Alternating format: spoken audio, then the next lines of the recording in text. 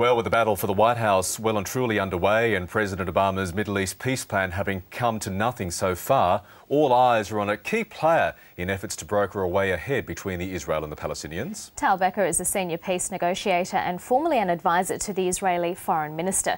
He's visiting Australia this week and he joins us in the studio. Good morning. Thanks for being here. How are you?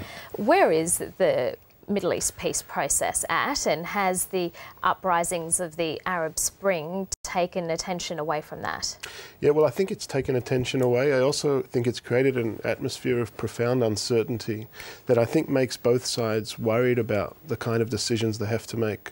I think particularly on the Palestinian side, they feel a little bit isolated. The kind of decisions they need to make require compromises, and they're afraid they don't have Arab world backing for any big decision. Do you believe it's the case of both sides, the Israelis and the Palestinians, essentially being afraid to take the bold steps necessary to get the process back on track?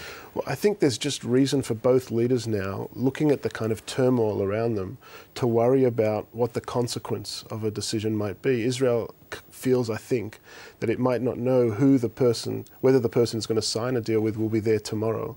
And our goal needs to be to just kind of incrementally move forward, do the best we can to empower both forces, hopefully bring the parties to negotiations at some point. How concerned is Israel by the influence of Iran?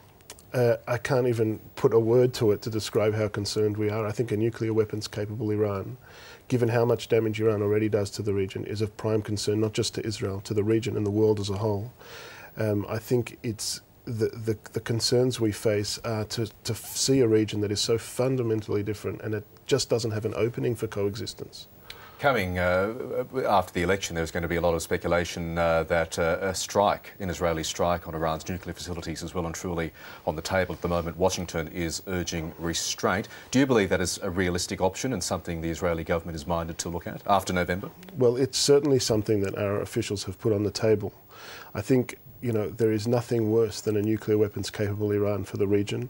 Obviously, we'd like this to be solved diplomatically, but the consequences of the nuclear threat throughout the region are so devastating that if need be, I think military force is an option. But the consequences of a strike, if it were to happen, could be pretty devastating for the Middle East as well, by provoking Hezbollah to even greater heights. Well, I mean, there's a question about Hezbollah's involvement, and obviously we want to avoid military action if we can.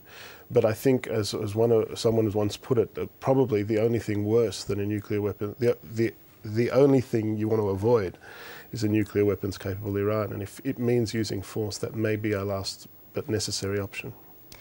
How much of the talks between the Israelis and the Palestinians, how have they been set back by the fact that Hamas is in government?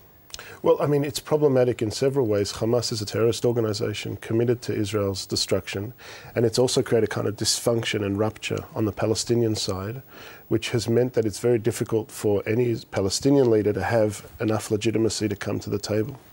The President, Barack Obama, made bold promises of Middle East peace process. Before him, George Bush. I was at the Annapolis meeting as well, covering that as a journalist, and all of these great statements from every side of the spectrum. It came to nothing. How much do you agree an obstacle it is that there is obviously this very fraught, at times tense relationship between Barack Obama and Benjamin Netanyahu? Well, I think it's to some extent overplayed. In the end, what's needed is the decision of the leaders in the region. The US has always played a supportive role to that, but I don't think the US can be a substitute for two leaders who are desperate to make a deal. And we face a moment now where the region, I think, doesn't allow for that deal, so we have to look for ways to move forward in other ways. Were Mitt Romney's comments, have they been a setback? He said that the Palestinians are committed to the destruction and elimination of Israel, and they're not interested in peace. Yeah, I don't think they've been a setback simply because we have so many other setbacks to worry about. I mean, we have so many obstacles on the path, and we're trying to find a way forward simply by looking at who we have a convergence of interests with and how we can move towards a vision of a Middle East where both Israelis and Palestinians recognise one another's legitimacy. Do you believe the full impact of the Arab Spring is yet to be played out for countries affected and, of course, for Israel? Definitely. I think, you know, we're very quick to predict what's going to happen. It's a very dangerous thing to do in the Middle East. And I think we're going to have to wait a long time to see what the process will be. But one thing's for sure, it hasn't yet brought democracy. And we're going to have to deal with the challenges that the Arab uprisings bring for years to come. Tal Becker, thank you very much for your time this morning. Thank you. Pleasure to be with you.